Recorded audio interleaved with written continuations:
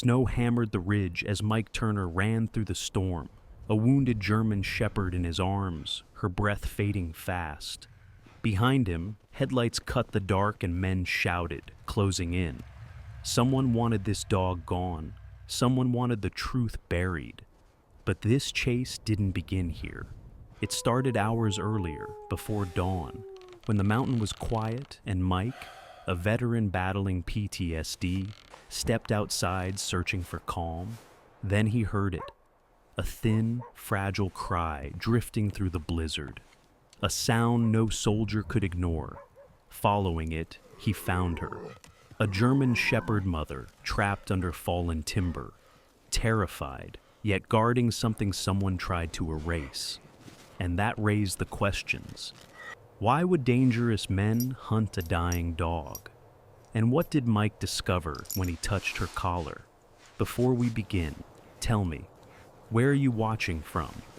Drop your city or country below and remember to subscribe. Snow lay deep over the Bitterroot Mountains, muting rock and pine beneath a single white breath. The air was so cold it turned each exhale into glass, hanging for a moment before shattering into nothing. Above, low gray clouds dragged across the peaks, smearing morning into a slow, colorless dawn. Inside the small log cabin on the ridge, Mike Turner sat on the edge of a narrow cot, shoulders bowed, hands cupped around a chipped blue mug that had long since gone cold. At 45, he still had the frame of a man built for hard work and harder days. Broad shoulders, a chest that filled out his faded flannel shirt, forearms marked with pale scars that caught the light when he moved. His hair, cut short by his own impatient hand, clung close to his skull in uneven waves of dark brown, threaded with iron gray at the temples. A rough stubble shadowed his jaw, softening features that might otherwise have seemed carved. Straight nose, square chin, a faint white line at the corner of his mouth where a laugh or a fist had once gone wrong. His eyes didn't match the rest of him. They were a light hazel that could shift toward green in the right light, the kind of eyes that should have looked warm. Now they were rimmed with shadows, their brightness dimmed, like lamps turned low but never fully extinguished. Sleep had not visited him kindly in years. It came in short, jagged snatches, leaving more exhaustion than rest. He had the expression of a man listening for something he hoped would never come. The cabin itself was small, 12 by 16 feet of deliberate emptiness. Rough-cut logs formed the walls, chinked with old mortar that had yellowed with age. A black cast-iron stove squatted in the corner like a patient animal, its belly still warm from the night fire. A single table by the window held a radio, a tin of coffee, and a thick county map weighted at the corners with small stones. The rest of the room was bare, cot, metal rack with tools, a crate that passed for a chair. No photos, no framed certificates, no worn letters folded and refolded until the paper went soft. Nothing on the walls that hinted a life had followed him here from somewhere else. The silence wasn't just in the air, it was curated, arranged, chosen. Objects led to memories. Memories led to people. People led to pain. He had simplified the equation until only he remained. He took a swallow from the mug. The coffee was lukewarm and bitter, tasting faintly of old metal, but he drank it without reaction. Hot or cold didn't matter. It was something to do with his hands while the clock on the wall ticked through another piece of his exile. The only other sounds were the slow creak of logs settling and the intermittent sigh of wind slipping under the eaves. There had been a time when mornings meant boots laced tight, gear checked twice, a mission brief echoing in his ears as the world sharpened into clean lines and clear commands. Back then, his body had responded to orders as naturally as breathing. Clear the room, cover the angle, protect the team. You went in together. You came out together. That was the promise. The promise had broken in a city far from snow. He didn't see it as a movie in his head, Trauma rarely played fair that way. It came in fragments, dust floating in sunless air like a held breath. The static hiss of a radio just before a voice cut through, high, frightened, trying to be brave. "I hear you. Please don't hang up." The heavy wooden door. The decision to move or wait, seconds stretching until they snapped. And in the aftermath, a single image that refused to fade. A small red sneaker jutting out from beneath a slab of collapsed concrete, toe pointed toward him, as if accusing or asking a question he could never answer. "You did what you could," they had told him later. A medic with blood on his sleeves, a supervisor with a tight jaw and tired eyes, a therapist with a notebook and a gentle tone. The words had been meant as a balm. They had landed in him like shrapnel. The Bureau's language for what came next was tidy. Mandatory leave, evaluation period, not currently mission ready. The phrase that stuck in his own mind was simpler. They didn't trust him with doors anymore. They didn't trust him with lives. Somewhere along the line, he had stopped trusting himself too. So, he had come here. The radio on the cramped table crackled suddenly, a burst of static that made his shoulders twitch before his training caught up and smoothed the reaction. He watched it for a moment, considering, then pushed himself to his feet with the heaviness of a man who had lived too many lifetimes inside his own head. He crossed to the small window. Outside, the world was a clean, brutal study in white and dark. Pines bowed under snow, branches forming deep green arches. The narrow mountain road traced a pale curve past his cabin, its edges marked by reflective stakes he'd hammered in before the last storm. The sky hung low, the particular dense gray that meant more snow was already on its way. No other cabins were visible from here. No chimneys smoked in the distance. As far as the eye could see, the ridge belonged to winter and to him. He pressed his fingertips lightly to the glass, feeling a faint chill seeping through. Here, at least, he understood the rules. Snow fell, wind rose, trees broke. Gravity did what gravity always did. Cause and effect. No hidden tripwires, no second detonations waiting behind the first. If you paid attention, the mountain told you what it was going to do. It was blunt, sometimes deadly, but never deceitful. The radio crackled again, then found a voice. "Turner, you up there, or did you let a grizzly sweet-talk you into breakfast?" The dispatcher's tone carried easy humor, the kind people used when they weren't sure how close the other person was standing to an edge. Mike let the corner of his mouth twitch, almost a smile, but it didn't fully arrive. He walked back, picked up the handset, and pressed the button. "Turner here," he said. His voice was low and rough, like it had picked up gravel somewhere along the way. "Road's clear past mile 12. Light drift around 14. I'll cut it back before the next system hits. No slides overnight." "Copy that. Forecast says the next one's mean. You might get your wish for solitude." "Roger." He set the radio down before the man on the other end could decide whether to stretch things into small talk. He didn't hate conversation exactly. He just didn't trust it. Words had weight. Thrown carelessly, they broke things. He pulled on his thick canvas jacket, the faded brown fabric bearing the stains and scuffs of more winters than he cared to count. The lining was flannel, worn soft at the collar where it rubbed against his neck. Gloves followed, then a wool watch cap tugged low over his ears.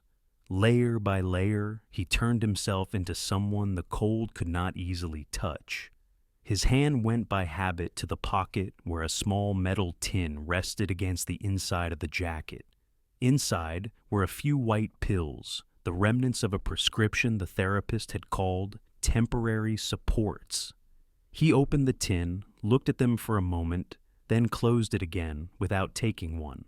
He had tried once, on his first night up here, when the silence had felt too large and the darkness had shifted at the edges like something alive.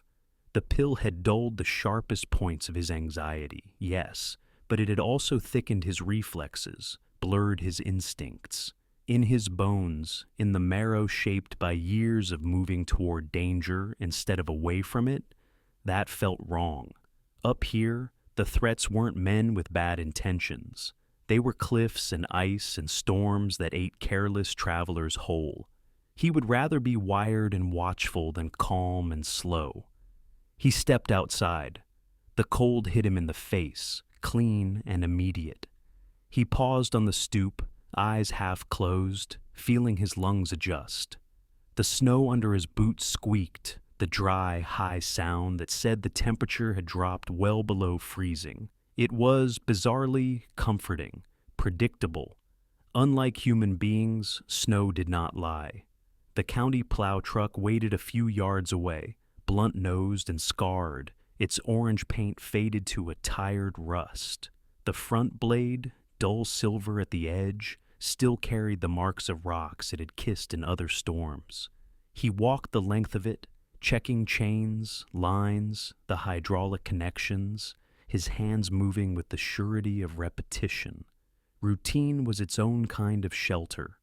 It did not argue with him, did not ask him how he was sleeping, did not need him to open his ribcage and explain the aches inside. Satisfied, he climbed into the cab. The seat springs creaked as they took his weight. He turned the key. The engine coughed, shuddered, then settled into a steady rumble. He watched the gauges flare to life. Fuel, temperature, oil pressure, all within acceptable limits. Outside, the first faint flakes of the next storm drifted sideways, carried by a wind that had not yet made up its mind. For a moment, he sat with his hands resting on the wheel, studying his reflection faintly mirrored in the glass. The man who looked back at him was both familiar and foreign. Same scar near the temple where shrapnel had drawn its own map years ago. Same slightly crooked nose from a long-ago bar fight he barely remembered. But there was a hollowness now, an inwardness, like a house with the lights off and the furniture covered. Out here, you can't hurt anyone, he told himself silently. Out here, your damage ends with you. He put the truck into gear and eased onto the snow-packed road. The blade met a small drift and rolled it aside in a clean, practiced arc. Pines slid by in slow procession, their branches heavy with white. With each mile, he let his mind narrow to the immediate, the edge of the road, the way the light reflected off ice, the subtle difference between packed snow and a glassy patch that might send the truck sideways if he didn't respect it. Ghost sounds tried to creep in sometimes, the crack of concrete, the distant high cry of a child over comms. But he had learned to meet them with other sounds, the thud of the blade, the hiss of the heater, the monotonous swish of old wiper blades working against dry glass. They were not pleasant exactly, but they were real, and real was better than remembered. By the time he brought the plow back to the cabin, the sky had lowered, thick and close. The storm was no longer a line on a radar somewhere. It was a presence rolling toward the ridge with patient intent. He parked the truck facing downhill, habit dictating that he never hem himself in, and stepped back into the cabin as the first serious gusts began to worry at the trees. Inside, he fed another log to the stove and stood for a moment with his palms held out toward the heat.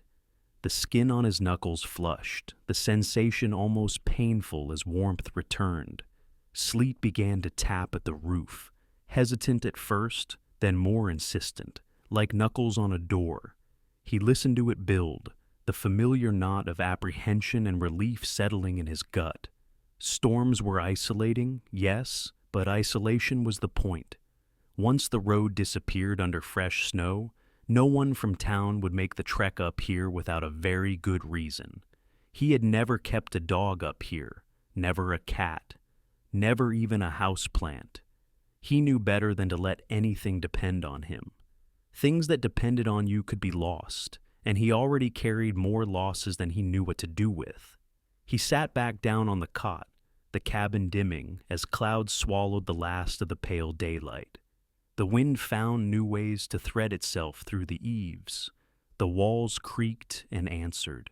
He counted his breaths, not to calm himself exactly, but to mark that time was still moving, that his heart had not yet decided to stop.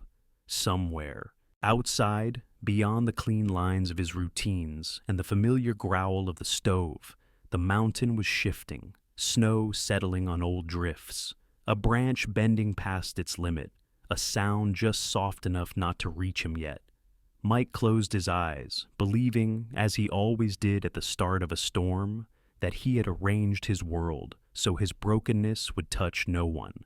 He did not know that this storm would carry a different kind of sound to his door, a thin, fragile cry no soldier could ignore, and a question that would not let him stay alone. The storm rolled in like a slow, deliberate tide, swallowing the last of the light. By early evening, the Bitterroot Ridge was no longer a place with trees and roads and distances. It was a tight, howling world of white, where sky and ground had forgotten they were different. Wind circled the cabin, testing every seam, searching for a way in. Inside, the stove burned steady, but Mike Turner couldn't settle. He had stacked wood, checked the lanterns twice, lined his boots up by the door like soldiers in a row. For a while he tried to lose himself in the maintenance log, filing notes about drifts and washouts, but the words slid off his eyes. His mind kept drifting to nothing specific and everything at once. He could feel the storm in his body, the way the pressure dropped, how the walls gave a faint, tired creak between gusts. Out here, that was just weather. Inside him, it felt like the long pause before a breaching charge went off. His hand tightened around the pencil until it snapped. He stared at the broken halves, then set them gently on the table as if they were something fragile he'd almost harmed. Then he heard it. At first it was just a sliver of sound under the wind, so faint it could have been imagination. He froze, head tilted toward the door. The storm roared, rattling the glass, but underneath that broad, endless noise came another note. Thin, high, raw with effort. A cry being dragged across distance. His heart kicked hard against his ribs. His lungs forgot their rhythm for a moment. Just the storm, he told himself. Snow shifting, cracks in old trees. But his body disagreed. The hair on his arms prickled under his shirt. That sound had shape. It wasn't the dry snap of wood or the hollow groan of ice.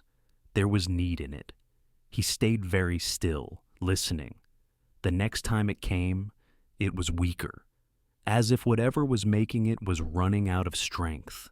Something in him tightened, the same knot that had formed years ago over a radio, when a child's voice had faded mid-sentence and static had filled the frequency like falling dust. He felt the shape of that memory rising, the edges of it sharpening in his mind. His chest grew tight. No, he said quietly, to the room, to himself. Not that. Not again. He pushed up from the chair and paced once between the table and the door, the floorboards whispering under his boots. He could ignore it. He could stay here, keep the door shut, let the storm swallow whatever was out there. In a few hours, the sound would stop, and the mountain would go back to being just snow and rock and wind. No witnesses, no new ghosts. The cry came again.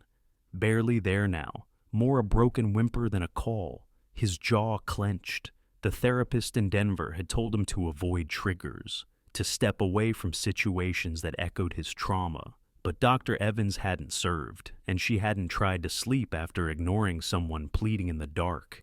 He reached for his coat. As he shrugged into it, he caught his reflection in the small, cloudy window. A broad-shouldered man in a heavy jacket, hat pulled low, eyes too alert for someone supposedly on leave. He held his own gaze for a second. "You're just checking," he muttered. "If it's nothing, you come back." If it's something, his voice trailed off. If it's something, you handle it. That was the language his training understood. He pulled his gloves on, switched on his headlamp, and opened the door. Cold hit him like a wall. Wind shoved a wave of snow into the cabin, dusting the floor in an instant. He stepped out and pulled the door shut behind him, feeling the latch catch. For a moment, he just stood there, breathing through the bite of the air, letting his heart settle into a manageable rhythm. The beam from his headlamp cut a narrow cone through the swirling white. Beyond its reach, the world dissolved. He listened again. There, a faint, thin whine carried on a brief lull in the wind. Not far. Somewhere downslope, toward the old mine. He moved. Snow came up past his ankles with each step, deeper where drifts had formed in the lee of the pines. The trees loomed like dark pillars, swaying, their branches heavy with ice. Wind pushed against him, sometimes sideways, sometimes full in the chest, as if trying to herd him back to the cabin. He set his shoulders and leaned into it, counting his steps, marking the land by feel as much as by sight. A few hundred yards out, he paused. The wind shifted, and in the brief gap between gusts, he heard the sound again. More than one this time. A single pained cry, then 3 weak, almost rhythmic whimpers, like tiny engines trying and failing to turn over. His throat felt suddenly dry. He adjusted the headlamp and pressed on. The trees thinned near the old Bitterroot Ridge mine. The place had always made him uneasy in a practical way. Nature reclaimed things slowly but thoroughly. Where men had carved into the mountain eventually pushed back. The mine entrance was carved into the slope, framed by old timbers gone gray and soft with rot. Tonight, half of it lay under a collapsed spill of snow and broken wood. His light caught something odd in the snow just off the path. A set of footprints that weren't his, large, deep. The pattern of the sole was wide and blocky, the kind worn on heavy work boots. The edges were already softening as new snow fell, but one thing was clear. Someone else had been up here recently, headed toward the mine. Another drift had half covered a cigarette butt pressed into the snow, the end extinguished but still faintly stained. The cold would erase both soon enough. The mountain liked to clean up after human mistakes. He filed that away for later. First commandment, secure the living. He reached the entrance and dropped to one knee, scanning. One of the vertical beams had splintered and snapped, fallen at an angle across the mouth of the tunnel. Snow and loose rock had poured in behind it, plugging the opening halfway. From beneath that tilted beam came the sounds he'd followed, small, desperate noises that punched straight through his defenses. He brushed snow away, fingers working fast, gloves scraping old wood. Beneath the beam, a pair of eyes stared back at him, rich, dark brown, rimmed with fear and exhaustion. A German shepherd lay there, pinned by the weight of the timber. Her coat, beneath the crusted snow, was a beautiful sable, black along the spine, fading to warm tan toward her chest and legs. One ear stood erect. The other bore a small notch at the tip, an old scar from some past fight or accident. Her muzzle was flecked with gray, not from age so much as from hard years. She tensed as his hands came closer, lips lifting just enough to show a narrow line of teeth. The sound in her throat was low, warning, but thin with fatigue. Still, her eyes never left his face. "Easy, girl," he said, keeping his voice low and steady, the tone he'd once used with panicked civilians in ruined streets. "I see you." As he cleared more snow, he saw them. 3 tiny bodies pressed against her belly, half buried under her fur. The pups were small, their coats still soft and baby fuzzy, color-smudged versions of their mothers. One was mostly black with tan eyebrows. Another had that odd crescent of white on its forehead. The third was a mottled mix. They shivered, emitting the faint, broken whimpers he'd heard. Their eyes were not fully steady yet, still cloudy with the newness of life, and they seemed too light in his hands when he touched them. Something in his chest shifted. Purpose dropped into place like a round in a chamber. He looked up at the beam. It was thick, old-growth wood, heavy even without snow, and wedged against the side of the tunnel. Muscle alone wouldn't be enough. He needed leverage. He scanned the area, headlamp sweeping across the slope, and spotted another length of timber half buried nearby. He dug it free, lungs burning with the effort, and wedged one end under the fallen beam. He set his boots in the snow, shoulder braced, hands wrapped tight around the makeshift lever. "Hang on," he told the dog. "This is going to move." He leaned his weight into the timber, not trying to lift so much as to pivot, to coax the beam off the worst of its purchase. His back flared with pain. The mine itself seemed to groan, a deep complaint traveling through wood and stone. A thin trickle of snow slid from the slope above, pattering down around him. The shepherd went very still, watching him. She seemed to understand that any panic now would be dangerous. The beam shifted, an inch, two. "Come on," he grunted through his teeth, pressing harder. Years of carrying gear, hauling chains, and shoveling wet spring snow had built strength into his frame, but he was older now, and the cold made his muscles feel like overstretched cables. He dug in anyway, using his legs, angling the lever, treating it like one more stubborn door that needed to open. With a final, protesting creak, the beam lifted just enough. "Now," he said. The shepherd dragged herself forward, a sharp cry tearing from her throat as her trapped shoulder slid free.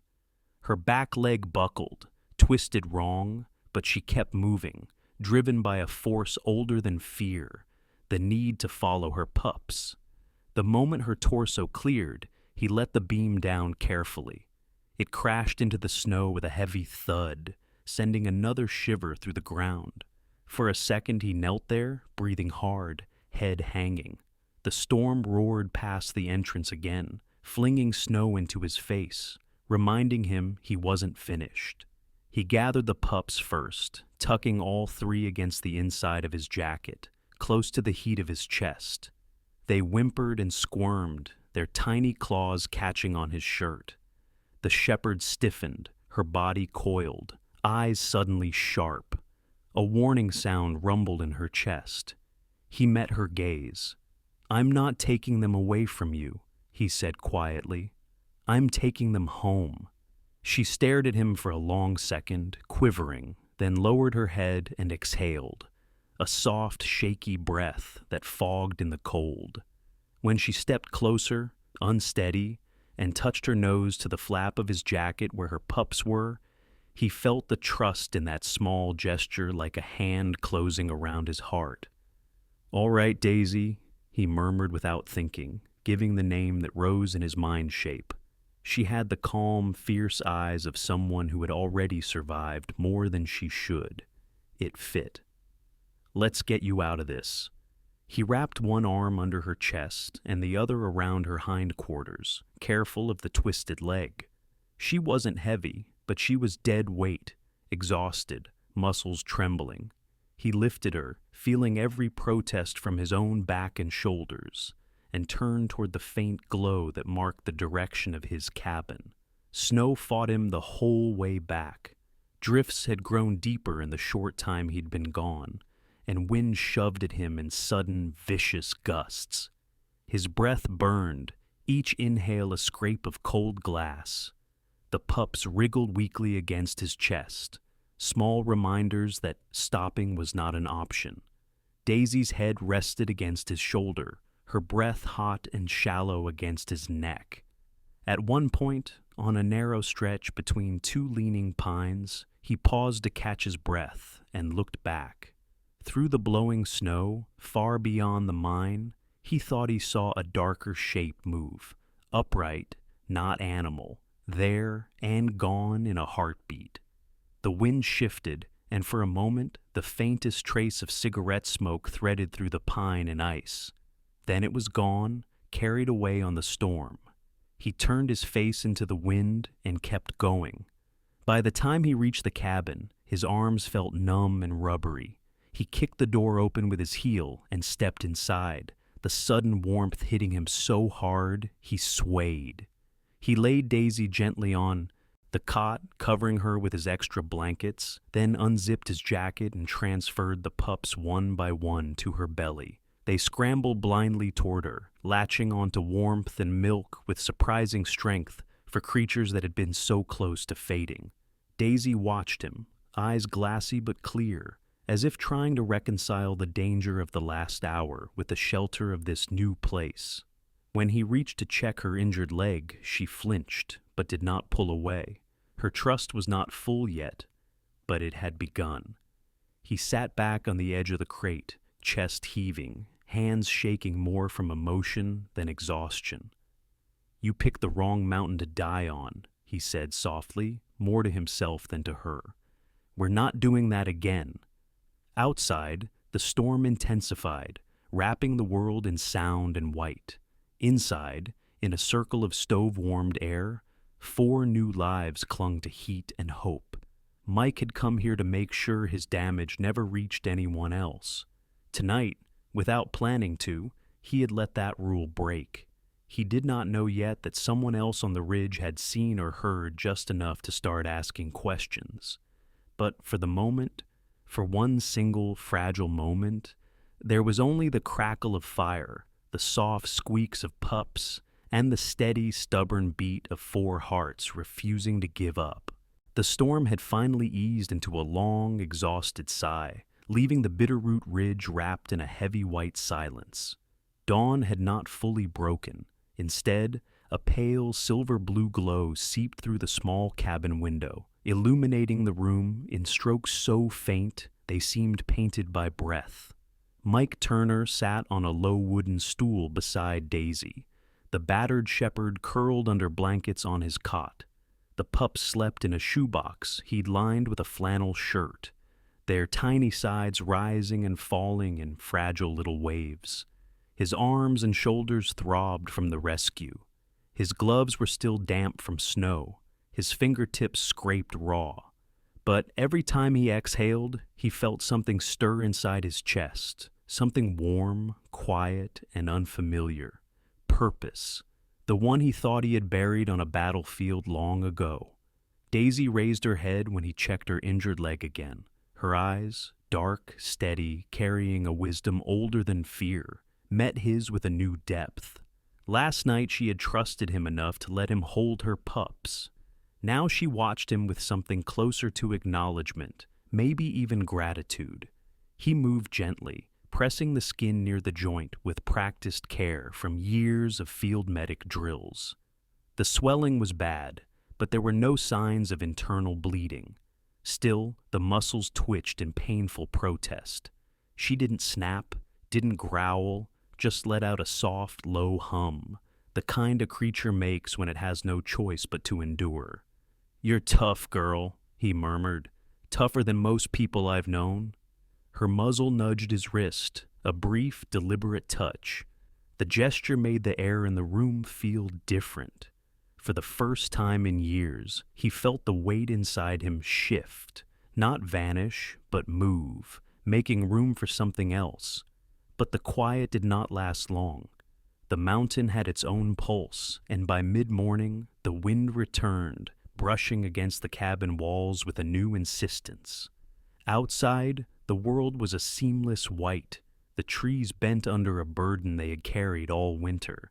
Mike stood, stretched aching muscles, then went to the window. The mine trail was barely visible now, swallowed by drifting snow. But what unsettled him wasn't the landscape. It was the memory of what he'd seen the night before, the half-buried cigarette butt, the faded boot prints, and that shadow, so quick he couldn't be sure it wasn't a trick of the storm, moving behind the collapsed timber. Someone else had been near that mine, someone who might have set the snare that pinned Daisy, someone who might come back. He pulled the curtains closed. Daisy watched him, ears flicking. She seemed to sense the unease. Dogs often did, especially mothers. He forced himself to shake it off, one problem at a time. The pups stirred, emitting a tiny chorus of squeaks. Mike looked over to check on them and froze. The smallest one, a little female with a crescent of white between her eyes, was shivering harder than the others. Her breaths came too fast. Her paws twitched weakly. Mike reached into his jacket pocket, pulling out the last of the fire-warmed cloths. He cupped the pup in both hands, her body barely the size of his palm. Her heartbeat was uneven, like a sputtering engine. "Come on, sweetheart," he whispered, rubbing gently along her ribs. "You fought all night. Don't quit on me now." Daisy lifted her head sharply. Her ears went alert. She stretched forward, sniffing the pup, then licking her weakly. The urgency in her movements made a tremble slide down Mike's spine.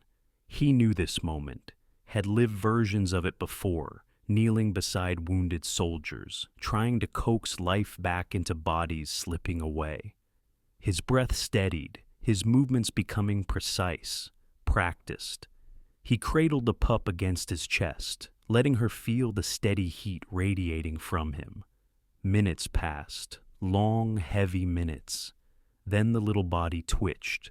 A thin squeak escaped her mouth, then another. Mike let out a breath he hadn't realized he was holding. "You're not going anywhere," he said softly. He set her back with her siblings, arranging them so the warmth of their tiny bodies pooled together. Daisy let herself collapse again, exhausted but calmer. Mike wiped the sweat from his forehead. "I'm gonna need coffee if we keep doing this," he muttered, mostly to distract himself. He went to the small kitchenette, a counter with a gas burner, a dented steel kettle, and a jar of instant coffee that tasted like boiled dirt but did the job. As he lit the burner, a movement outside the window made him pause. His hand hovered over the match flame, the blue fire flickering against the metal. A dark figure was moving between the trees, slow, purposeful, watching the cabin. His pulse hit hard, his heartbeat instantly tactical. Counting, assessing, preparing. The figure shifted, snow sliding off a coat. The stance was familiar, broad shoulders, weight balanced forward, careful steps. Mike's jaw tightened. Whoever it was, they weren't lost, and they weren't afraid of being seen. Before he could react, a fist banged on the cabin door. One heavy knock, deliberate, with the authority of someone used to being obeyed.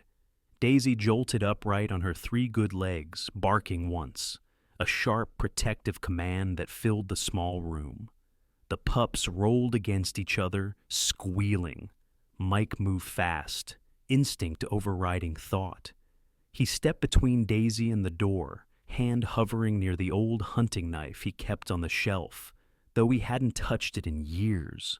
The knock came again. "Turner! Mike Turner, you in there?" The voice belonged to a man, deep, gravelly, familiar. Mike exhaled, a long, measured release of tension. He knew that voice. He opened the door. The man standing on the porch was wrapped in a thick navy parka dusted with fresh snow. A worn wool scarf hung loosely around his neck. He was tall, close to 6'3", with a solid frame, built by decades of labor. His face was angular, hardened by cold mountain life, with a salt and pepper beard trimmed short around a strong jaw. Deep lines cut across his forehead and near his eyes, carved from years spent in harsh winters and harder choices. This was Caleb Warren, the Ridge's seasonal ranger, a lonely man in his early 50s, known for speaking little but seeing much. He carried his own scars. Most people whispered about the avalanche that had taken his younger brother years ago, leaving Caleb with a permanent shadow in his eyes. "What happened to your trail?" Caleb asked, his breath turning to mist. "Tracks everywhere, like you dragged something heavy." Mike hesitated, Every instinct told him to stay quiet, but Caleb wasn't the type to ignore blood in the snow. "Come inside," Mike said, "but stay calm. She's injured." Caleb stepped in, stomping snow from his boots. His gaze immediately fell on Daisy. His brows lifted, a rare expression for a man whose face usually stayed unreadable. "That's a shepherd," he said. "A damn fine one. She's hurt, and she has pups." Caleb walked closer, but slowly, hands open to show he meant no harm. "I can see that," Daisy growled low. Caleb stopped instantly, nodding in respect. "Good girl," he murmured. "Protect 'em." Mike studied Caleb's face. The ranger wasn't angry or suspicious. He was concerned and wary. "You think someone abandoned her?" Mike asked. Caleb shook his head.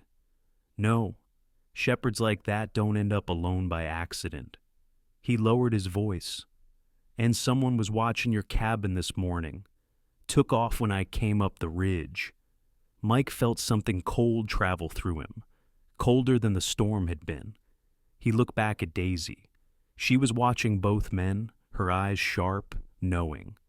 Whatever had hurt her wasn't finished. He crouched beside Daisy and placed a steady hand on her head. The warmth of her fur anchored him, grounding him in a way he didn't expect. Her nose pressed against his palm, not in fear, but acceptance. For the first time in years, Mike felt it clearly. He had saved someone, and that meant he had something to protect.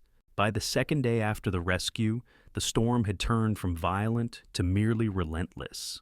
Steady curtains of snow drifting down like sifted flour, quiet but heavy, piling against the cabin walls and softening the world into gray outlines. Mike Turner had been awake since before dawn, dozing only in short, tense intervals. Daisy rested on the cot wrapped in blankets, her breath shallow but steady, and the pups lay huddled in their warmed shoebox nest. The cabin smelled of wood smoke, damp fur, and a faint metallic hint from the dried blood on the bandages he had used the night before. Mike had just begun warming a kettle when Daisy lifted her head, ears pricking toward the door. Her body stiffened, alert, protective. The pups stirred at the shift in her posture. Mike froze, listening. At first he heard nothing but wind brushing across the roof. Then came the faint crunch of boots on packed snow. A figure was approaching the cabin. Not Caleb. Caleb's steps were heavy and sure. This gait was lighter, faster, more cautious. Mike reached for the knife on the shelf, not brandishing it, but gripping it loosely, ready. A knock sounded, rapid, 3 taps. Not the controlled authority of a ranger, something more urgent. "Hello, is anyone inside?" The voice belonged to a woman, clear, steady despite the cold. Mike opened the door only halfway, blocking the interior with his body.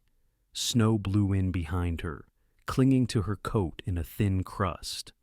The woman standing on his porch looked out of place against the storm, like someone carved from warmer colors.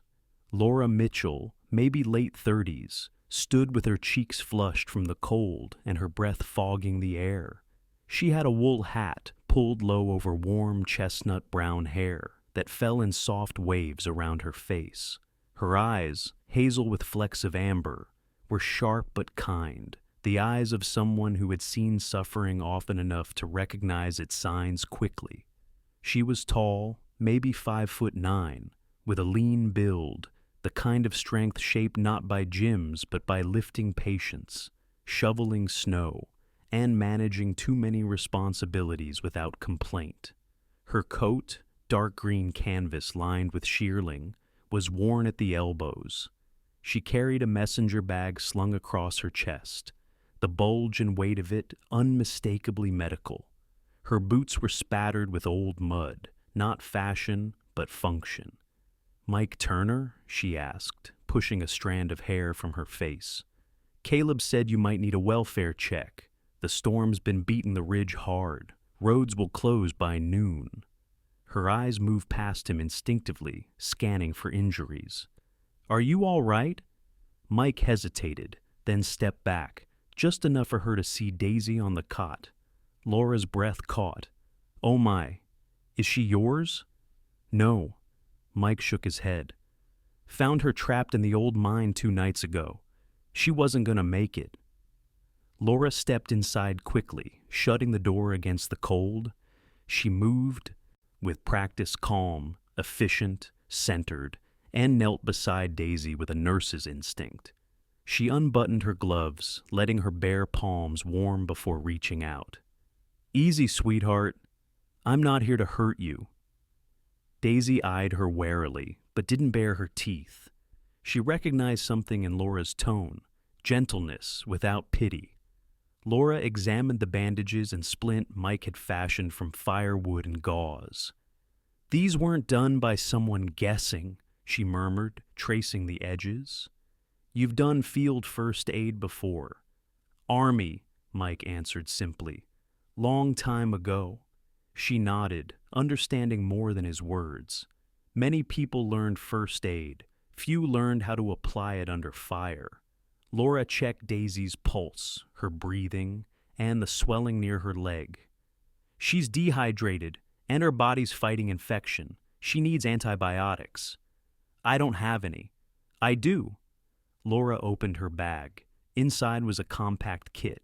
Vials, bandages, ointments, alcohol pads, and a small stethoscope. The clinic in town shuts down during storms. I keep extras. She administered 2 injections, one for infection, another for pain, and Daisy relaxed visibly, her body sinking into the blankets as the tension left her muscles. She'll stabilize now, Laura said softly, but she needs care for several days. I can do that. Her eyes flicked up to him. I can see that. Laura stood, brushing snow from her coat. You didn't have to rescue her, you know, especially not in a storm like that.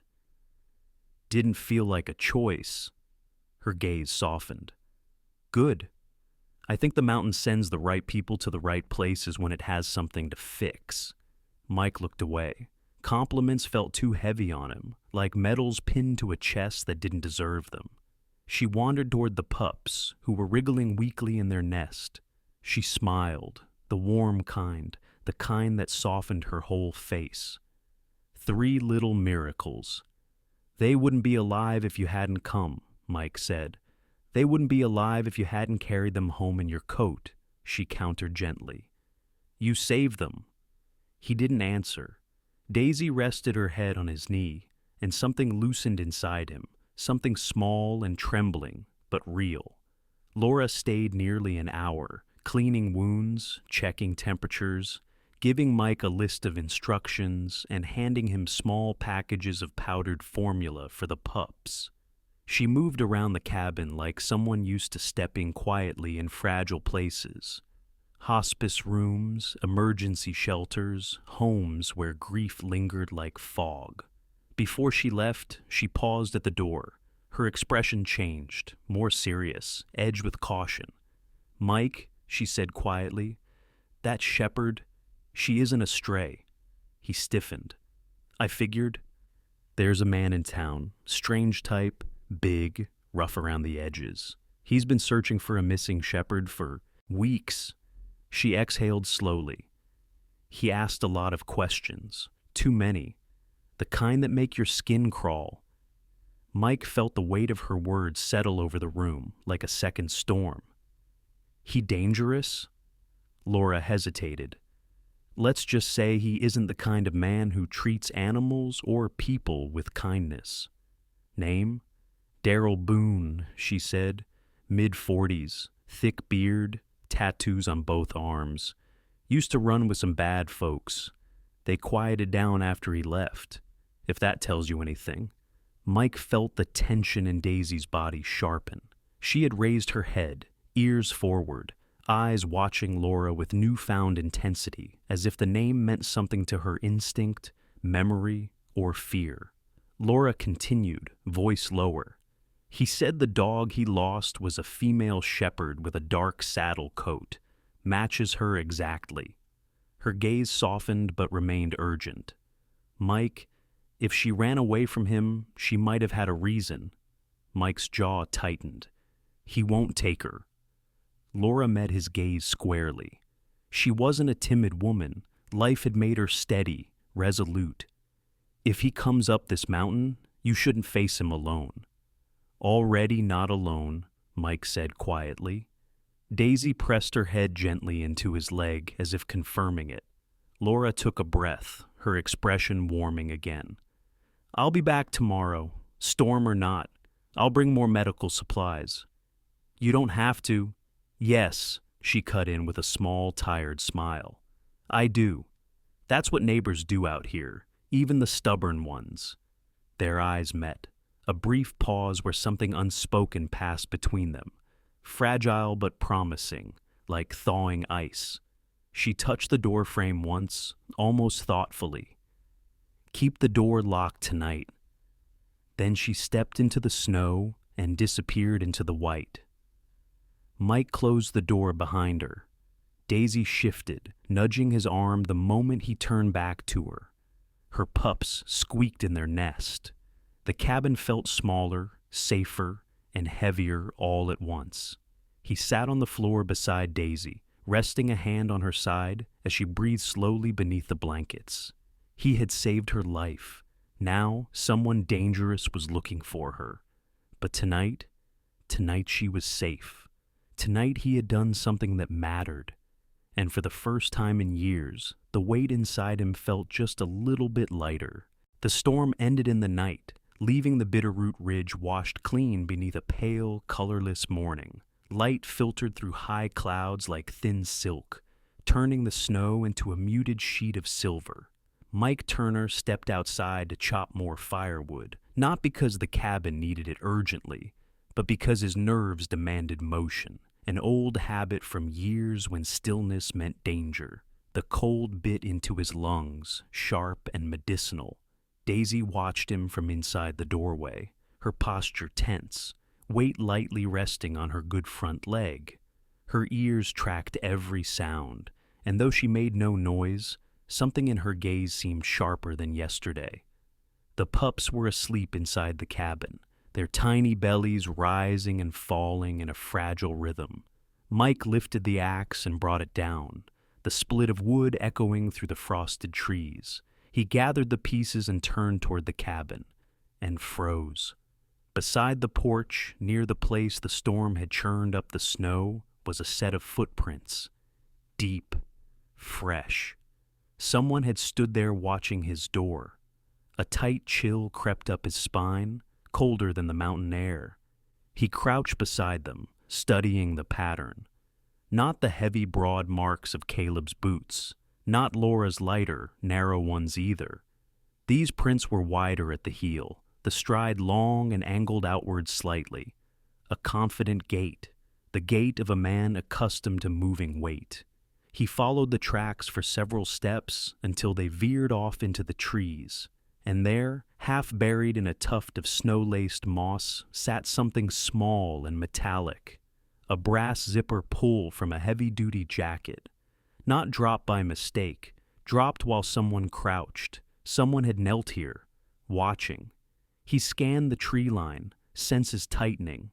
The forest looked still, but there was a wrongness in the air, an absence more than a presence, like the woods were holding their breath. Daisy limped outside, sniffing the air. The low growl in her throat was immediate, guttural, primal. Hackles along her back rose like a bristling ridge. Mike knelt beside her. You smell something? She growled again, deeper. That confirmed what his gut already screamed. Whoever had been here was not harmless. He ushered Daisy back inside and closed the door. The pups chirped softly from their nest. Mike felt their smallness, their vulnerability, as a tightening in his chest. He forced himself to breathe, counting the seconds. One problem at a time, one threat at a time. As he prepared fresh water for Daisy, another knock sounded, this time fast, hurried, almost frantic. He grabbed the knife instinctively, then opened the door. Laura Mitchell stood on the porch, cheeks flushed red from running through the cold. Snow clung to her hair and lashes. Her breathing was sharp, uneven, and her hazel eyes widened when she saw the look on his face. "What happened?" she asked. Mike pointed to the footprints. "Someone was here this morning." Laura stepped down, knelt beside the tracks, and inhaled sharply. "Those aren't Caleb's. And these—" She brushed snow aside. "These prints circle the cabin before heading into the trees. Like he was scouting. Or waiting." Daisy pushed past Mike again, sniffed the tracks, and gave a low growl that vibrated through her chest. "She knows that scent," Laura said quietly. "She doesn't like it." Mike folded his arms. "Who do these tracks remind you of?" Laura didn't answer immediately. She stood slowly, brushing snow from her coat. Her expression changed, fear mixing with anger, but not directed at Mike. "You remember I told you about the man asking around for a missing shepherd?" "Darrell Boone," Mike said. She nodded. "He's not the only one you should worry about." Laura looked down the ridge, scanning the woods. "A group came through town last month, lumbermen, or at least that's what they claimed. They bought supplies but paid in cash, no paper trail, big trucks, no permits. Nobody's seen them apply for logging access with the county." "Illegal loggers," Mike said. "Yes, and not the kind that cut quietly. They're rough men, armed. They don't like questions." Mike remembered the heavy boot prints leading toward the mine. "You think they're the ones she ran from?" "I think they use dogs," Laura answered. "Shepherds mostly, for alerting them to patrols or hikers. They treat the dogs like tools, disposable." Her jaw tightened. "They had one, big male, who disappeared. After that, Daisy vanished too. People whispered she'd been used for more than just tracking." Mike's stomach turned sharply. Daisy whined, hearing the tone even if not the words. Laura lowered her voice. "If they think Daisy knows anything about their camps or routes, they won't just let her go. They'll want her back." She looked past Mike at the cabin interior, her eyes softening as she saw the pups. "Especially if she escaped pregnant. That would make her valuable." "They're not getting near her," Mike said, voice low, steady, final. Laura swallowed. "I know, but you have to understand. They won't care about your home, or your past, or your boundaries. If they come up this mountain—" She hesitated, choosing the words carefully. "You'll be outnumbered." Mike didn't flinch. "Then I'll pick the terrain and the timing." Laura stepped closer. The wind pulled strands of hair loose around her face. "You can't face them alone." "You don't have to be part of this," he said. Her eyes flashed. "Maybe I do. I know what it's like when dangerous people target the helpless. I've seen what happens when nobody stands up." Daisy huffed, shifting weight on her injured leg. Mike knelt beside her, his hand pressing gently into her fur. The pups stirred again, bleating their tiny confusion. For a moment, the cabin felt too small to contain the tension inside him. Laura placed a hand on Mike's arm. Her grip was warm, firm. "You didn't just rescue her, Mike. You took responsibility for her, and they won't stop because of a locked door." Mike closed his eyes briefly, letting the truth of her words settle. She was right. He had chosen this path the moment he crawled into that mine. Laura's voice softened. "We can move Daisy to my house. I live down near the base of the ridge. Not many people know the place." "No," Mike said immediately. "She can't be moved yet. The pups are too fragile, and Daisy can't walk far on that leg." Laura hesitated, then nodded. "Then I'll come here as often as I can. Supplies, medicine, food, and company." Mike looked up at her. Something silent passed between them again. A quiet understanding, fragile but grounding. Before either could speak, Daisy suddenly stiffened. Her gaze snapped toward the window. A sound carried through the trees, a distant crack. Not wood, not the shifting of ice. A gunshot. Mike moved to the door instantly, scanning the ridge. Laura's face went pale. "They're close." He inhaled deeply, letting old instincts waken him, like ancient machinery coming back online. His voice was calm, steady, controlled. "It's time to choose," he said quietly. "Do we run, or do we protect them?" The answer hung in the cold air between them, weighted with fear, and something else, the first spark of defiance. And Chapter 5 ended there, on the edge of a decision that would change everything. Night settled over Bitterroot Ridge with a strange, heavy stillness, the kind that warned old mountain folk to stay inside and keep the lamps lit. Clouds rolled low across the sky, swallowing the last hints of moonlight until the forest became a dim maze of shadows. The air was too quiet, too tense, as if the ridge itself was holding its breath. Mike Turner stood near the edge of the porch, staring into the dark line of trees, listening for a sound he did not want to hear. Daisy lay on a padded blanket near the doorway, head lifted, ears poised toward the woods. Every few seconds her nose twitched. The pups slept in a basket padded with Mike's old flannels, little bodies huddled closely. Laura Mitchell moved quietly around the cabin, checking and repacking medical supplies, tying them together with a strip of canvas so she could carry them quickly if needed. Her movements were brisk, efficient, but her shoulders were tight with worry. Caleb had stopped by earlier that evening, his voice gravelly and lower than usual, as he warned them that 3 snowmobiles had been spotted at the edge of the ridge. "Not locals," he'd said. "Not anyone you want meeting you in the dark." He had left to investigate the lower trails, promising to circle back as soon as he could. But hours had passed, the night was getting colder, and the silence outside was the wrong kind. Mike leaned forward slightly. "Hear that?" Laura froze.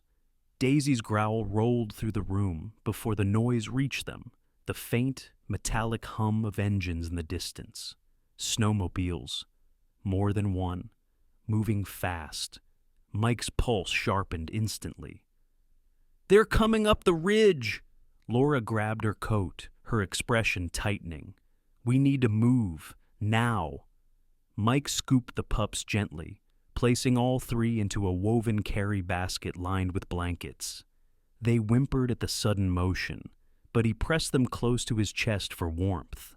Laura crossed to Daisy, wrapping her tightly in the thickest wool blanket Mike owned. Daisy whimpered when her injured leg shifted, but she didn't resist. Her instincts knew. Danger was close. Then, through the distant black trees, a beam of cold floodlight swept across the ridge, bright even through the thickening snow. The light passed once, twice, then fixed for a moment, as if locking on a direction. They had found the trail to the cabin. Mike's breath left him in a controlled exhale. "We go out the back," he said. "Stick to the pine run. Less wind cover, but better terrain." Laura nodded. Her cheeks were flush with fear, but her breath remained steady, a nurse's composure sharpened by mountain instinct. "Stay close to me, and if I slip, I won't let you fall," he said simply. The engines grew louder, snarling through the darkness like hunting beasts. Trees shuddered under the vibration. Snow dislodged from branches in soft cascades. Mike pushed open the back door. The cold struck, instantly biting into his skin, harsh and unforgiving. A new storm had been gathering all evening, and now the first spirals of icy wind whipped through the clearing. The air carried the electric tension of weather about to break. "Storm starting early," Laura whispered. "Good," Mike replied. "Makes it harder for them to track." Behind them, the forest lit up in a sudden flash. Snowmobiles turning a corner on the main trail. Voices carried faintly through the wind. Male voices, sharp, angry, and too close. Mike tightened his grip on the basket and nodded to Laura. Move! They plunged into the trees. The first gust hit like a shove, driving snow into their faces. Branches rattled overhead. The forest floor was slick with a thin crust of ice hiding beneath fresh powder. Daisy, cradled in Laura's arms, poked her head out just enough to see ahead, her ears twitching rapidly. "Which way?" Laura called over the wind. "Follow the slope down," Mike shouted back. "There's an old maintenance trail about a quarter-mile in." The wind grew fiercer. Snowflakes turned into needles, slashing sideways. Their breaths formed thick clouds of steam. The visibility shrank to a narrow tunnel of swirling white. Then came the unmistakable crack of a breaking branch somewhere behind them, followed by a man's voice barking orders, muffled but urgent. "They're on foot now," Mike said. They pushed deeper.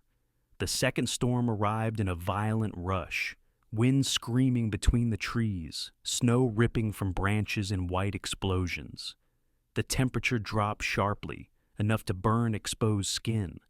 Laura lowered her head against the gusts, clutching Daisy protectively.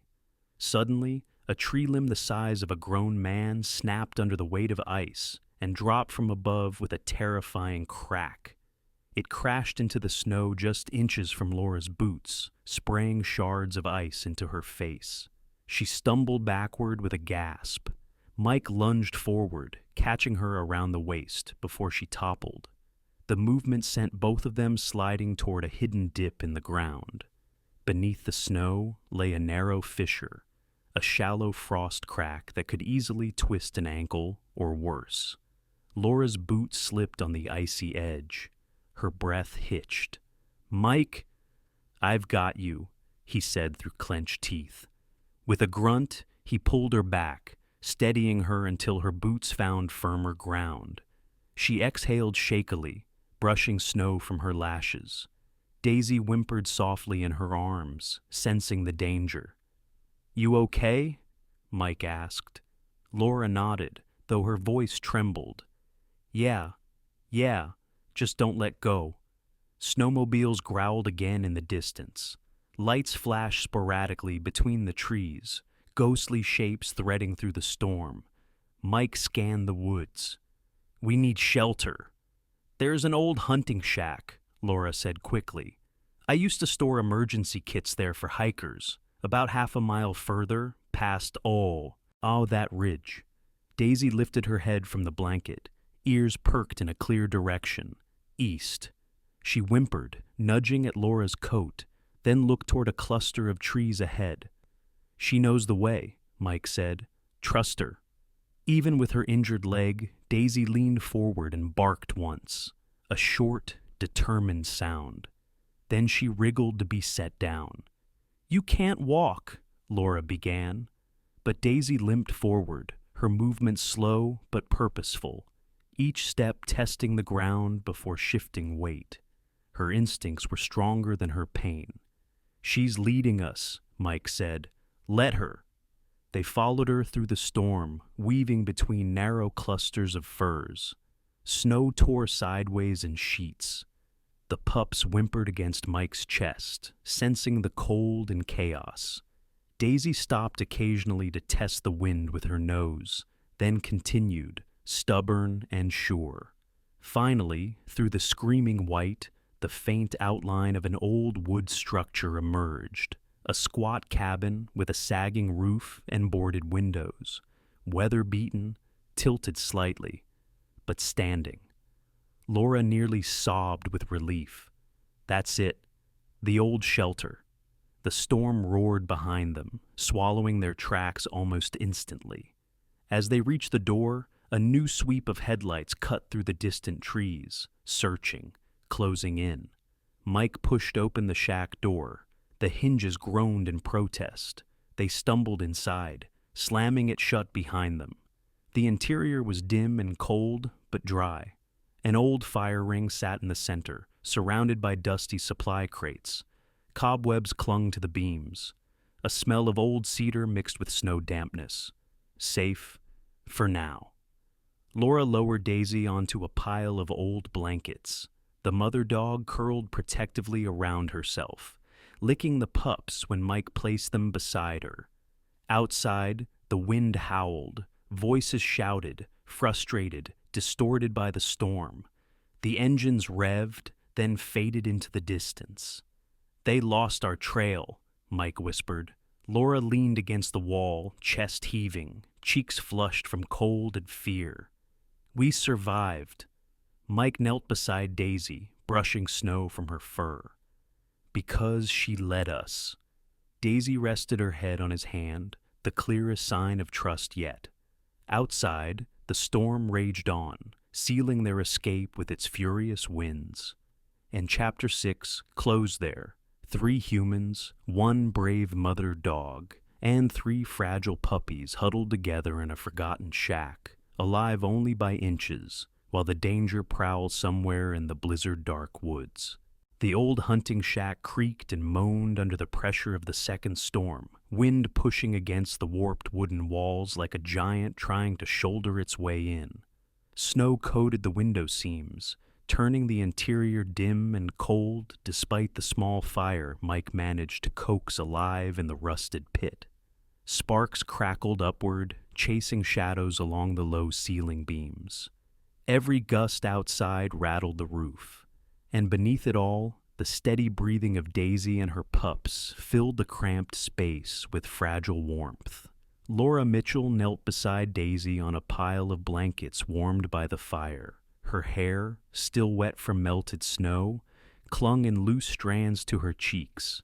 She pushed them behind her ear with a steady, practiced gesture before leaning closer to Daisy's injured leg.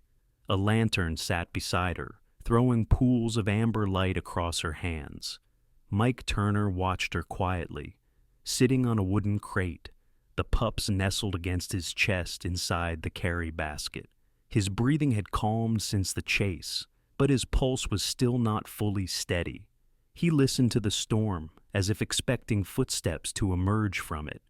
"Her temperature's down," Laura murmured, brushing a hand across Daisy's ribs. "That's good, but she's still holding tension here." She pressed gently near Daisy's shoulder. Daisy winced but didn't growl. Her eyes softened whenever Laura spoke, the same way they softened for Mike. Trust was a language of its own. As Laura lifted the edge of the blanket to check for swelling, her fingers paused. She leaned in closer, brow tightening. "What is it?" Mike asked. Laura didn't answer immediately. Instead, she reached for the lantern, pulling it closer, illuminating Daisy's neck. Beneath a patch of matted fur, scabbed, bruised, partially hidden by the blanket, lay a faint rectangular scar, its edges sharp, unnatural, like something once fitted there had been removed. Above it, burned faintly into her skin, was a set of numbers and letters, K947A. Laura inhaled sharply, her face paled. "Oh God!" Mike leaned forward. "What am I looking at?" She touched the scar with the gentleness of someone handling a newborn. "This isn't from an accident or an injury. It's from equipment, a tracking collar, specialized, military grade or close to it." Mike's jaw tightened. Memories flickered in his head. War dogs he'd met overseas, the ways they were marked, tagged, trained. She was part of a unit? Laura shook her head slowly. "Not official. If she were registered, she would have had a microchip with proper identification. This..." Her fingers hovered over the brand-like numbers. "This looks like private training, unsanctioned. Probably for work the government wouldn't approve of." Mike's voice lowered. "Smuggling routes, illegal operations, private security." Laura nodded once. "Or worse." Daisy shifted, pressing her head into Mike's hand. He stroked her slowly, down the side of her face. Her eyes reflected the firelight, tired, loyal, and carrying a silent history she could never speak. Laura swallowed, her words quiet but trembling. "Dogs with marks like these. Mike, if she escaped, it wasn't because she wandered off. She was thrown away, left because she got injured or pregnant. Animals like her are tools to those men. Replaceable. Mike's breath stilled in his chest. Daisy pressed harder into his palm, as if sensing his response in the muscles of his hand. Laura wiped her eyes, frustration tightening her voice. If they find her, if they realize she's not dead, they won't let her live. Not after she ran, and certainly not if they think she has information. She gestured around the shack. This is more than a missing dog, Mike. She belonged to them, and they'll treat her return like unfinished business. Mike stared at the mark again, anger rising slow and heavy through his ribs. He had seen cruelty before, toward people, toward animals, toward anything that could be exploited. It left the same scars every time, physical, emotional, invisible. Laura sat back on her heels and looked up at him. Her voice softened, but it trembled with sincerity. You didn't just rescue a mother and her pups. You rescued a survivor. Mike looked at Daisy, the way she protected her pups even with a broken leg, the way she pressed her nose to his hand every time fear tried to crawl back into him. His own memories, sand, fire, radio static, faces he couldn't save, pressed against his ribs like a storm long buried. She's more than they deserve, he said quietly. Outside, a distant engine revved again, a single growl swallowed by the storm. Laura's eyes darted to the window. They're searching the ridge, she whispered. Mike stood, pacing for a moment, his boots scraping against the wooden floor. His breathing turned measured, almost tactical, as he replayed Caleb's warning. The footprints outside his cabin, the headlights chasing them through the forest. Laura watched him carefully.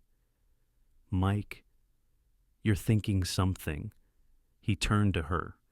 I think I know what they're willing to do to get her back, he said, and I think I know what they expect me to do. Which is? Give her up. His voice was flat, steady, but pain whispered beneath it. Hand her over, pretend none of this happened, walk away and stay alive. Laura's throat tightened. Is that what you want? Mike didn't answer immediately. He looked at Daisy. Her head rested on her paws, her body curled protectively around her pups, her tail thumping softly when she saw him watching. Fragile, loyal, brave, everything they weren't. He lowered himself to the floor beside her and placed a hand gently on her neck, covering the brand. She leaned into the touch. Laura moved closer, sitting beside him. For the first time since he'd met her, she wasn't checking vitals or managing supplies. She just sat there, breathing in the cold, narrow room with him. Mike closed his eyes. His voice came quiet, raw. I've lost too much already. Too many people. Too many things I should have protected. Daisy nudged his wrist, and something inside him broke open just enough for the truth to come out. I'm not letting them take her. The words didn't need volume. They carried weight enough to shake the air. Laura's breath hitched softly. She reached out and placed her hand over his. Not as a nurse this time, but as someone who understood what it meant to choose danger over safety for the sake of something fragile. Her fingers intertwined with his in a gentle, steady hold. Her voice came low, warm, unwavering. Then you won't face this alone. The fire popped once, sending a soft glow across the three of them, man, woman, and wounded shepherd, bound together not by blood, but by choice. And in the heart of the storm, inside a forgotten shack on a forgotten ridge, something like a promise took form. The storm exhausted itself overnight, leaving Bitterroot Mountain washed in a pale, forgiving light. Snow draped the pines like sheets of silk, and the air felt strangely gentle, as if the mountain itself had been holding its breath and finally exhaled. The old hunting shack where Mike, Laura, Daisy, and the pups had taken refuge stood crooked but quiet, a small island of warmth in a world thawing toward spring. Inside, The fire had died down to glowing coals. Daisy slept with her head on Mike's boot, one ear twitching each time a pup squeaked in its sleep. The three pups, Scout, River, and Maple, had curled into a single trembling ball of fur in a wool blanket Laura had warmed over the stove. Their breaths were soft, rhythmic, the fragile sound of new life, unafraid. Laura stood near the window, brushing frost off the glass to check the tree line. Her dark blonde hair, still a bit messy from the previous night's scramble, caught the faint orange glow of dawn. She was small-framed but strong in the way wilderness women often are, lean shoulders, quick movements, and a calm practicality that had carried them through more than one dangerous moment. Her blue-gray eyes softened when she looked at Daisy, but sharpened when she turned back to the forest. "They won't come in daylight," Laura murmured. "Not up this ridge, too exposed."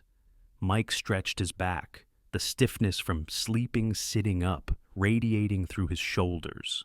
He looked older in the weak light, tired lines at the corners of his eyes, stubble that hadn't been shaved in days, and the worn, haunted expression of a man who'd carried too much for too long.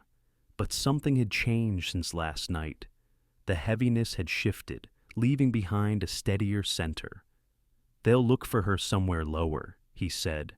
"Around the creek bed, maybe near the old service road." Laura nodded. "All the more reason we need to get Daisy somewhere safe before they try again." She pulled a folded paper from her coat and handed it to him. It was creased, softened by years of being carried in pockets. "This is the number," she said. "Mountain Haven Rescue Center. They're far enough into the protected zone that no one can touch a dog there. They take in abandoned canines, working dogs, rescues, even injured wildlife sometimes." She paused. "They're good people. They don't turn away animals that have been used or hurt." Mike opened the note. The name scribbled in blue ink belonged to Ruth Alder, the center's founder. He'd never met her, but he recognized the kind of person who dedicated her life to rescuing broken animals. Quiet heroism, the sort that didn't ask for credit. "They'll take Daisy and the pups?" he asked. "If we bring them." Laura's voice steadied. "And if you trust me enough to go down the mountain." His eyes met hers, tired, grateful, unsure. Trust didn't come easy anymore. But he'd chosen Daisy last night, chosen to defy danger for her. And now Laura was offering him a path to finish what he'd begun. Trust, like healing, starts in small steps. Mike folded the paper and tucked it into his jacket. "We go today." It took nearly 2 hours to prepare the journey. Laura packed Daisy's leg with fresh bandages and wrapped the pups in layers of wool. Mike reinforced the old sled behind the shack, checking the ropes twice, then securing a tarp over the top to shield the animals from wind. Snow crunched under his boots as he worked, the bite of cold constant but manageable. "Hey," Laura called softly once the sled was ready. She pointed to the tree line. "We'll take the back route, less exposure." Mike nodded. Her knowledge of the mountain trails was far better than his. That was her childhood here speaking, the years she'd spent running medical supplies between cabins during winter seasons. Daisy limped to Mike's side, leaning her weight against him for balance. Her fur glowed faintly in the morning light. She looked tired but alert, protective instincts flaring any time one of her pups cried out. Mike lowered himself and pressed his forehead to hers. "Just one more journey," he murmured, "then you're safe." Daisy exhaled softly, warm breath fogging the air between them. They set off shortly after. At first the slope was gentle, but halfway down the ridge the terrain steepened, forcing them to tread carefully. Laura led the way, breaking the thin crust of snow with each step. Mike followed with the sled rope wrapped around both hands, bracing his body each time the weight behind him shifted. Daisy walked beside Mike, favoring her injured leg but refusing to fall behind. "You're stubborn," Mike whispered. "Just like me." Laura looked back over her shoulder with a faint smile.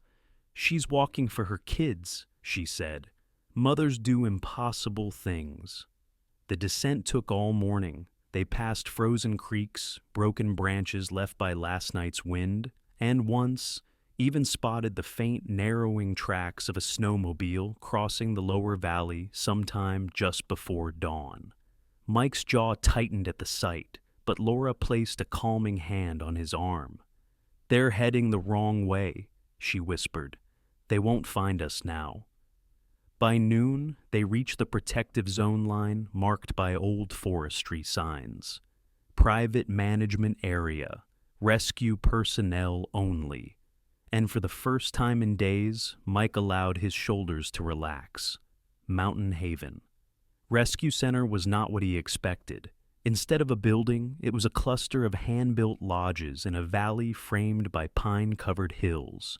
Animals roamed freely between fenced meadows and heated cabins. A creek cut through the middle, unfrozen thanks to underground springs, its gentle burbling adding warmth to the air.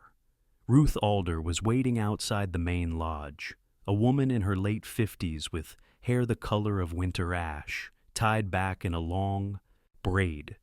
Her weathered face held laugh lines, and her green eyes, bright despite age, carried an unwavering gentleness. She stood with a slightly stooped posture, but her grip when she shook Mike's hand was strong and sure. "You must be Turner," she said, "and this is the girl." She knelt before Daisy. "Well now, aren't you a brave one?" Daisy sniffed her cautiously, tail flicking once like a hesitant wave. Ruth stroked Daisy's muzzle with the familiarity of someone who had spent her life understanding silent creatures. "Let's get her inside. We'll take care of her." Mike exhaled, the ache in his chest loosening another notch. Inside, volunteers gathered around, college students, retirees, a young man with Down syndrome who offered Scout a biscuit with a shy smile. The world here moved slowly, deliberately, like a sanctuary untouched by the cruelty beyond the hills. Ruth pointed to a large bulletin board covered in photos. "Every dog here was once broken," she said softly. "Now they help mend others." Mike's eyes drifted over the images, veterans hugging dogs, wheelchair patients laughing, as a German shepherd rested her chin on their knee. He swallowed. "She could stay here?" "She is home," Ruth replied. 3 months passed. Snow melted from Bitterroot's cliffs, replaced with wildflowers and warm breezes. Mike traded his isolation for structure, taking a position at a veterans healing program in partnership with Mountain Haven. He helped others navigate the same darkness he once feared in himself. Daisy worked beside him, trained gently, never forced. Her limp remained, but it became part of her noble stride. Veterans with haunted eyes softened when she rested her head in their laps. She had become a therapy dog, and in giving others peace, she found her own. Scout, River, and Maple grew fast, each adopted by local families who visited the center often, ensuring the pups remained part of the pack. On a warm spring afternoon, as sunlight filtered through the budding aspens, Laura appeared beside Mike on the hill overlooking the valley. She wore a light flannel shirt rolled at the sleeves, cheeks pink from the hike. "Mike," she called gently, "Daisy misses you, and I was wondering if you'd stay for dinner." Daisy limped toward them, tail sweeping the grass, and placed her head between them, as if sealing the invitation. Mike looked at Laura, her hopeful smile, her steady presence, and let out a quiet breath. "I think," he said softly, touching Daisy's ear, "I should stay, not just tonight." And for the first time in years, winter finally let go of him. When the snows of Bitterroot finally melted and the mountain breathed again, Mike, Laura, and Daisy had already become something more than a rescued man, a rescued woman, and a rescued dog. They became living proof that the world still holds gentleness beneath its storms, that broken things can still be mended, and that healing often begins with one small act of love. Their journey reminded an entire community that courage doesn't always roar. It sometimes comes limping through the cold, carrying 3 tiny pups and a hope just strong enough to survive. The townsfolk who once passed each other in silence now shared warm meals, repaired broken fences together, and showed up with open hands when someone fell behind. Children grew up hearing Daisy's story as a reminder that kindness is a kind of miracle, quiet, steady, and contagious. And veterans who walked through the doors of the center found comfort in the touch of a soft ear and the gentle presence of a dog who once survived the winter herself. In the end, Mike learned that miracles rarely fall from the sky. Many times, God sends them in the shape of responsibility we didn't expect, or a wounded soul placed gently in our path. Daisy was his miracle, and he became hers. If this story touched your heart, take a moment to share it with someone, leave a prayer or a comment, and subscribe so these stories of hope continue reaching those who need them. May God bless you and your loved ones with peace, protection, and light for every step ahead. Amen.